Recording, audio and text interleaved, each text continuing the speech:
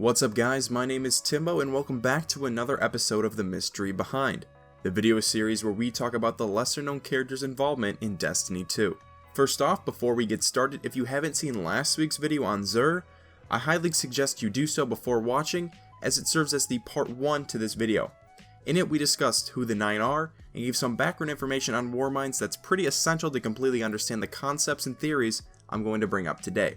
So if you missed it, you can click the card showing up in the top right corner, watch it, and then come back here once you've done so. And if you have already seen that one, then welcome back. So like I said, last week was all about Xur and the 9, and this time I'm going to be further expanding and evaluating the theories I discussed there. Certain things that weren't explained in depth will be fleshed out as well, so any questions you may have had after watching last week's episode will hopefully be answered. Hopefully. After going through a lot of the comments from last week, I noticed that you guys had many cool theories of your own, saying that maybe Xur in the 9 is the darkness coming to the tower to study us, or that he's like the result of mashing a Titan, Warlock, and Hunter together. I saw one on Lysander, I saw some funny ones on the Salted Popcorn joke, and like I said, many more. The reason I'm bringing this up is because this is what I want this series to be about, just having fun, making theories, coming up with your own ideas for Destiny's story. They don't always need to make sense, but hey, when has Destiny ever made sense? There are some people that clearly don't understand this and take things too literally, but a majority of you see the point and seem to really enjoy these, so I thank you so much for that. There are no right or wrong answers here, it's just fun to grab at threads of info and see if there could potentially be any credibility to it. Last week we left off with the theory that the 9 are the 9 remaining Warminds, minus Rasputin, who would be the 10th. Pretty complicated math there, I know. And yes, I know guys, the beta is over, so unfortunately, we'll have to look at Destiny 1 gameplay again. No! This video, especially at the beginning, might feel a bit choppy, because I have to talk about multiple unseemingly related topics before I bring them all together, but hopefully by the end, you'll understand. What we're going to start out with is some more background information on Warminds. In the last video we touched on it slightly, but today I'll be going a bit more in depth. As of right now we know of 2 Warminds for sure, Rasputin and Charlemagne. We can be pretty certain that there were other ones for the other planets or moons, but the exact number isn't known.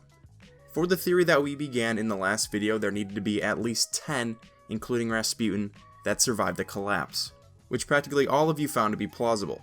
To kick this off, we're going to go over, in true Timbo SparkNotes fashion, the individual stories of these 2 Warminds.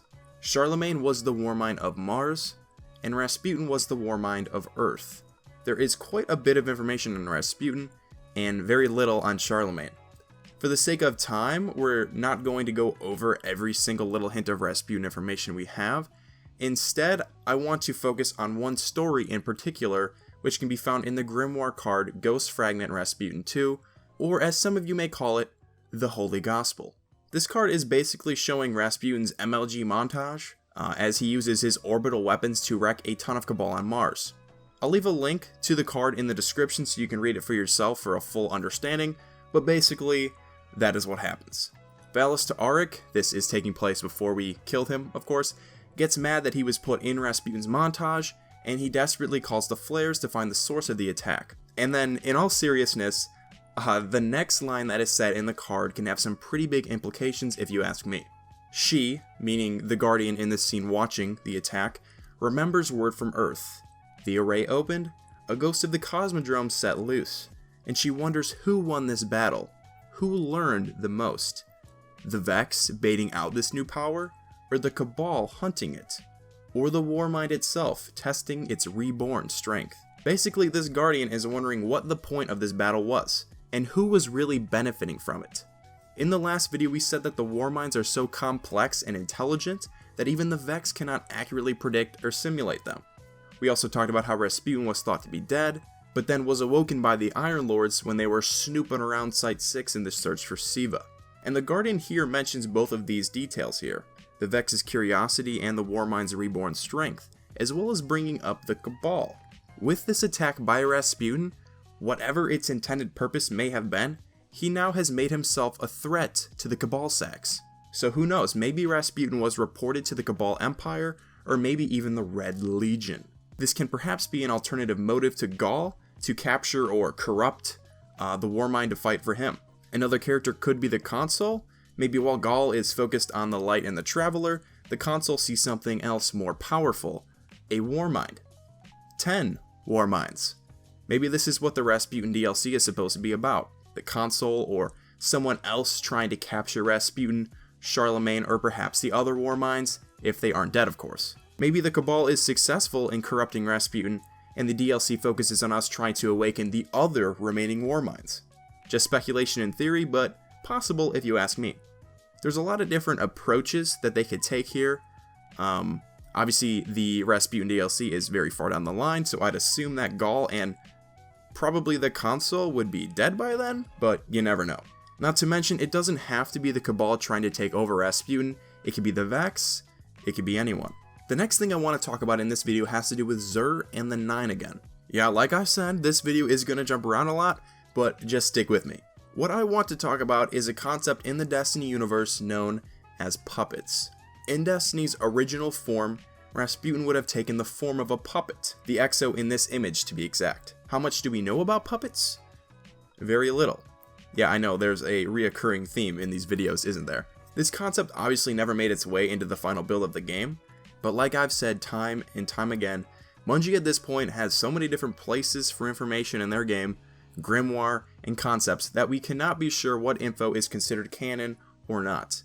We don't know for sure what concepts Bungie is recycling, which ones they're reworking, or which ones they're throwing away. With that being said, puppets can exist in Destiny 2, and they can be anything we want them to be really. And I'll get into what I mean by that in a second. One piece of context I want to provide before we head any further comes from a conversation between the two Iron Lords, Timur and Felwinter. Yes, that guy with that frickin' annoying shotgun. It reads, "You think I am one of them?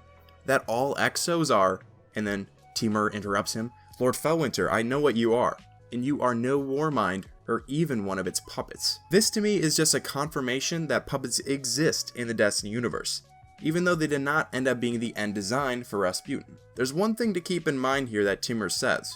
He doesn't just say that he's not a puppet, but he says that he's not a Warmind either.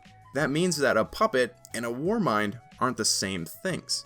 A Warmind can take the form of an Exo, but that doesn't make them a puppet? They are two different things entirely. There is no clear way to see the difference between one or the other, but I have a pretty good guess when looking at Xur. I feel like if anyone is a puppet in Destiny, it's him.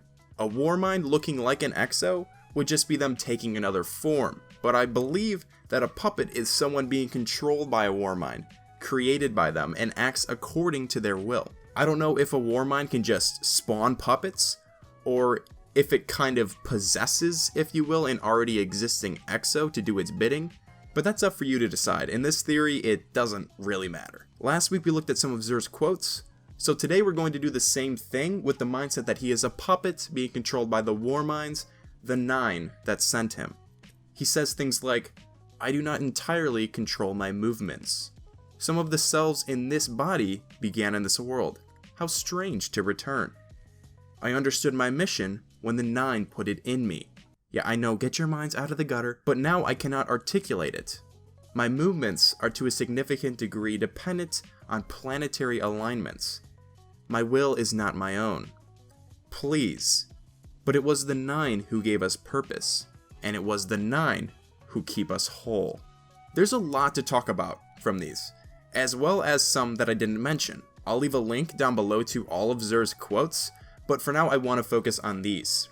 My impression of Xur is that he is being controlled by the 9 in kind of a sinister way. He doesn't control his movements, he pleads to the Guardians, he talks like a robot in short, abrupt clauses, kind of like the bottom of my YouTube comment section, referring to how he cannot articulate anymore. And another big clue saying that the 9 are Warminds is that Xur says that he moves based on planetary alignments, aka warsats, vast communication and defense networks throughout the solar system which the Warminds distributed themselves. It all points to the 9 being Warminds and Xur being their puppet. Now, why do they want to go to the tower? I don't know. Maybe strange coins are more valuable than we think? Maybe Xur wants to study the light, a power that the 9 or whoever do not fully understand. Maybe they want to equip the Guardians with weapons to defend themselves and drive away the darkness. Who knows? Before I go, there's one last thing I want to bring up. You may find this stupid, or it may blow your mind. Like I said before, a Warmind taking the form of an Exo and a Warmind's puppet is not the same thing. In this video we've established our puppet in Xur, but I'm going to take this a step further and say that there's an Exo Warmind in this game too. I've heard some people say that it could be Cade, and while there is Grimoire suggesting this, I doubt that to be true. The cards are basically his friends saying, "Hey Cade, I think you're Rasputin," and then Cade just like agrees with him. But even though he does that, I think Cade has that silly personality and would just say he's Rasputin because he thinks it would be funny, not because it's actually true. He's the goofball in the Destiny universe, so personally I think he was joking when he said that, but who knows? You certainly can't rule it out. But then if it's not Cade, then who could it be?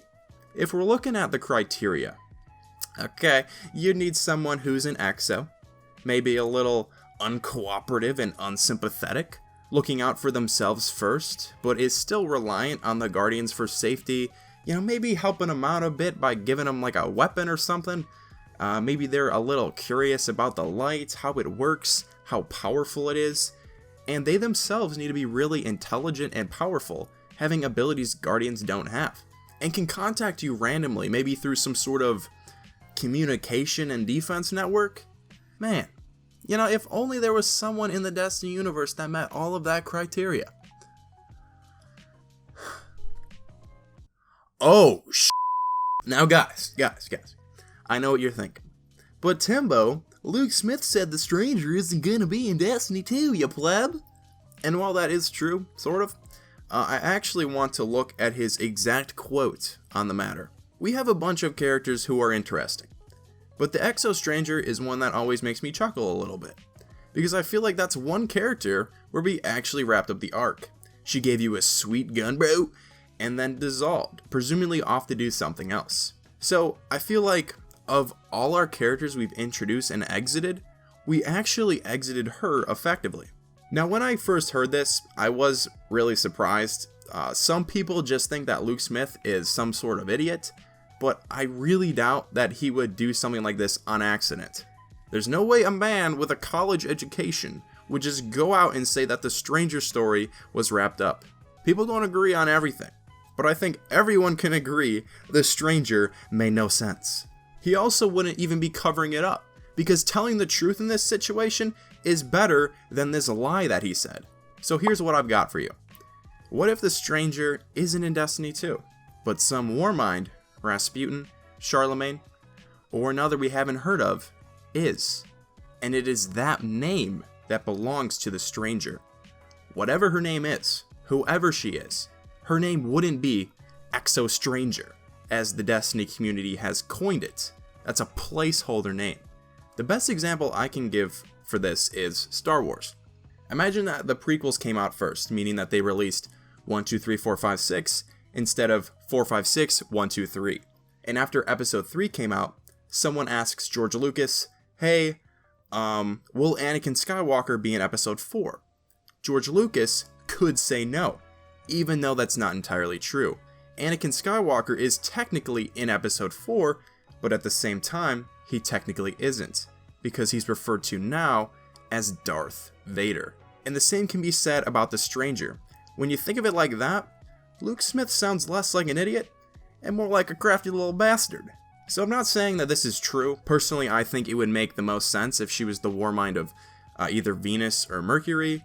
That's just food for thought, but if it does end up being true, you heard it here first. About a month ago, I made a video on the Stranger. I doubt you saw it, it got like no views. But in that video, I related her to Osiris, and now I've related her to Rasputin. Literally, both of your expansion packs, Bungie, so please, for the love of God, do something interesting for once with your story. Destiny, even at its best in-game story, The Taken King, was super simple. Oryx wants revenge for killing his son. That's it.